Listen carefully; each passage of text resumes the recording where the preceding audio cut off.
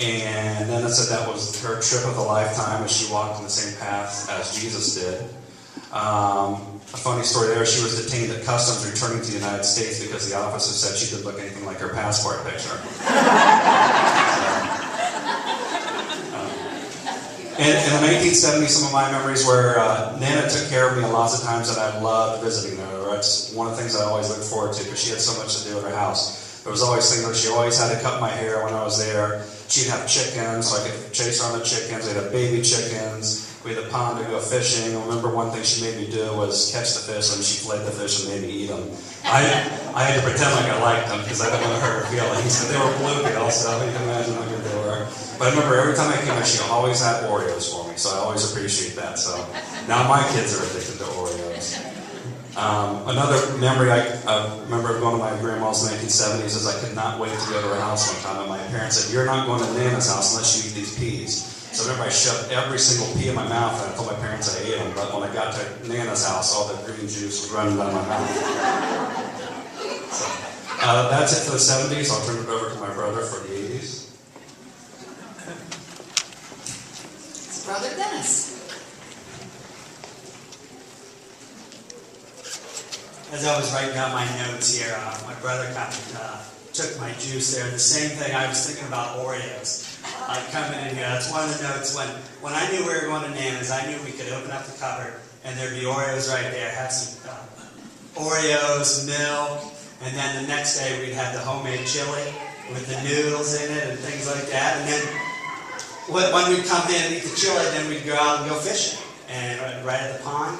I still remember to this day, Nana teaching me how to take off a fish. It was literally, I caught it, the fish was dangling there. She's like, well, you step on it, and then you just kind of take the hook out of its mouth, and you throw it back right into the pond. So I remember that clear as day. A couple other things I always remember. When we were leaving, you and Papa always sitting in the garage, waving by to us. Some things in the 90s. Mother's mother in the 80s, I'm sorry. Mother's mother, son, Don, and Daddy died. This decade started out with a lot of sadness. Mother and Barbara went on trips to London, England, Holland, Michigan, and a camping trip on the Canadian shores of Lake Erie the second half of the decade. Mother did a superior job of sleeping in the camping van Barbara had designed. They slept on the enhanced carpet and ate very special breakfasts from an electric stove. For 2 weeks, Mother and Barbara went with a Christian Endeavor Convention group in Columbus to Mexico for spiritual enlightenment. They visited a resort in Cozumel, some pyramids, and the capital of the Yucatan. They met many wonderful Christian people from all over the world. Many people asked if this party was a surprise for Mother. Barbara always responded, "Oh no, we did that once before. That was enough." Tell a story of Daddy keeping Mother in the dark until they arrived at home from church. I tell you, that was something else.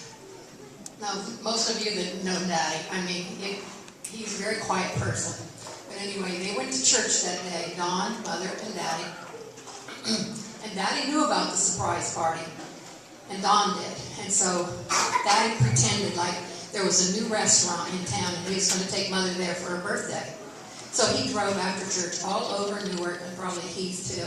Driving and driving. Mother said, "Why are you going?" And he said, "I just can't quite remember where that restaurant is." So he just kept driving around. She said, "Oh, just forget that restaurant. Stop at Wendy's and just get a sandwich."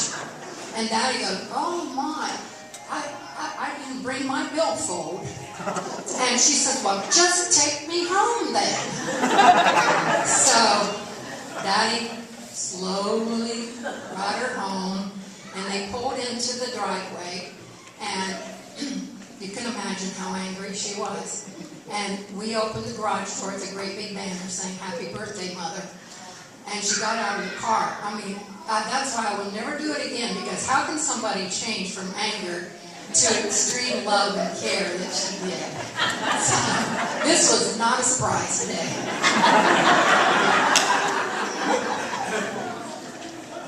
A couple other notes about the 80s. 2 great-grandchildren were born, Andrew and Andrea, from parents Troy and Darlene. And Mother and Barbara volunteered at many places, Special Olympics, Volunteers of America, Thanksgiving dinner, Columbus, Broad Street Columbus celebration, and Meals on Wheels and more. So that's the 80s. I'll pass it over to my mom, A.J. Jones.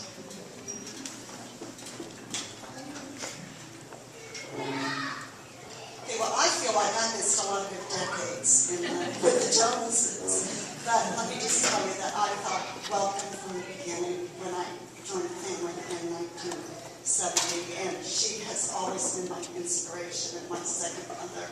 And I just love her so much. And I feel that I have her to thank for having such a loving husband and father to my children from the way that she and Dad brought their children out with their good values and everything. Well, we started, and plus I don't understand why they didn't recognize her on her passport picture, because I think she's looked the same since I've met her, and I'm sure they all did. So going into the 90s, we had 3 more children that were added to our family. We had Leslie, Danielle, and Megan. Barb and Mom took they went on a cruise, a Caribbean cruise, had a great time. And she also continued her trips on water. That she visited us many times up on Lake Erie and went out on our boats. And in her 70s, she was still fishing and catching perch. So, and we continue to love to have her come up. She was up to our house last December, and we had a great time with her. And she played cards, and she would let the grandchildren win. She also, there were some changes. Barbara was getting ready to sell her house in Columbus in the 90s, and she was right over there helping Barbara pack up and get the house ready.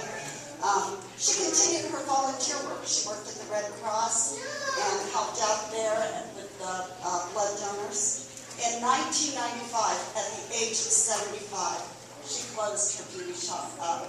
And that beauty shop holds a special place to all of us.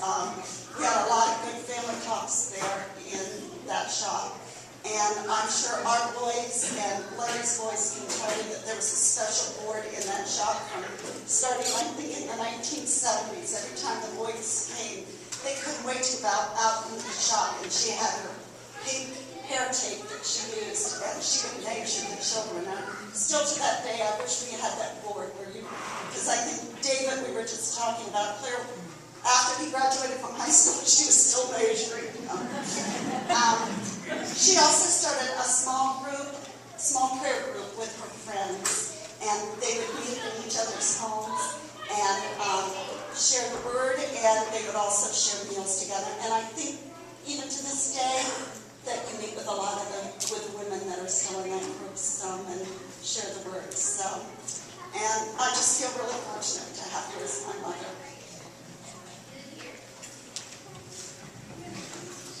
Wow. We are in the 9th decade already. They almost. Grandson Dave and wife Melissa had mother's great-grandchildren, Gavin and Cameron.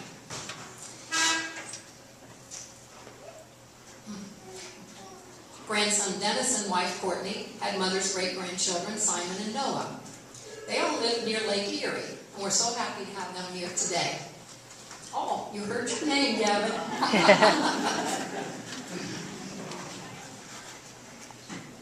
In just 6 months from the first notice of a problem of balance and walking, Mother was in a wheelchair. During this time, the family helped her downsize her home and move her to Chapel Grove Inn, where she lives today. It was a painful time for all of us, but we knew we had to do it so Mother had the quality of life she expects. All who visits her see she maintains a quality of life of which she can be proud. She has her visits with family and friends, her books, her television, and her computer. She is still meeting her goal of being a good wife and mother. You can see she expanded this to include being a student of God's Word, sharing life's challenges and celebrations with many friends and relatives, and keeping her good health and great smile.